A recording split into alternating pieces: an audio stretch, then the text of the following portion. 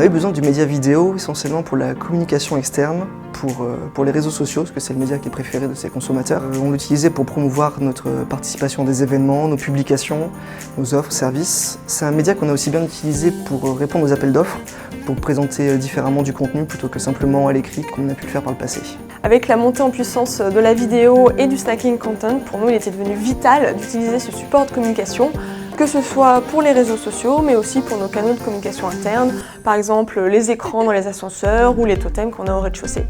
Et donc du coup on a investigué, on s'est rapproché de nos collègues du marketing qui nous ont fortement conseillé Pitchy. On a fait le choix de Pitchy parce qu'on cherchait un outil facile à prendre en main pour une équipe qui n'avait pas de graphiste, pas de compétences techniques pour la production de vidéos. On a aussi fait le choix de Pitchy parce qu'on cherchait un outil qui nous permettrait d'industrialiser la production de vidéos, c'est-à-dire faire un grand nombre de vidéos rapidement, avec le moins d'efforts possible. Pour nous, l'idée c'était vraiment d'avoir une seule et même plateforme partagée par toutes les équipes et qui réponde aux enjeux à la fois du marketing, de la formation, de la marque employeur et aussi de la communication interne. On a utilisé Pitchy pour présenter les infos pratiques de notre participation à un événement par exemple, les points clés d'une étude qu'on veut mettre en avant, une étude qu'on a pu sortir avec nos équipes marketing, présenter un nouveau service, une nouvelle offre.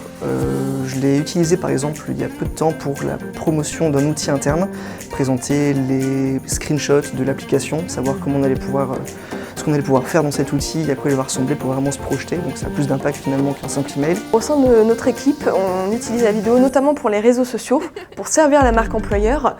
Par exemple, on fait une fois par semaine des offres d'emploi en vidéo. Ça nous permet de transmettre beaucoup plus de messages que l'ancienne méthode qui était un visuel statique avec uniquement l'intitulé de poste.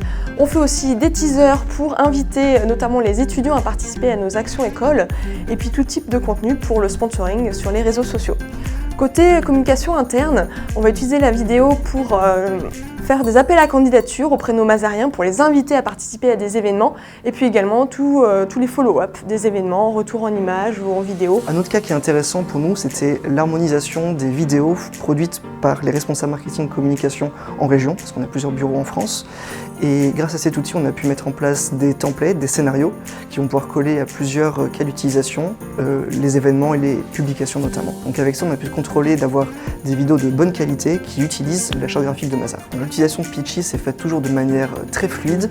Je pense au moment où on l'a mis en place il y a quelques années, on a eu un accompagnement très fort, des formations en physique dans nos locaux et à distance pour les personnes en charge du marketing et de la communication en région. Donc une grande disponibilité, ce qui a été un gros plus pour nous pour adopter ce nouvel outil avec toute l'équipe. La plateforme est très intuitive, il m'a pas fallu beaucoup de temps pour me familiariser avec.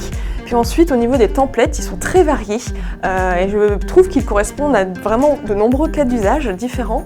Et enfin, ce que j'adore, c'est vraiment la génération automatique de sous-titres. Ça me fait gagner énormément de temps, surtout lorsqu'on sait que les 3/4 des gens ne mettent pas le volume lorsqu'ils regardent une vidéo, donc c'est devenu inévitable de mettre systématiquement des sous-titres.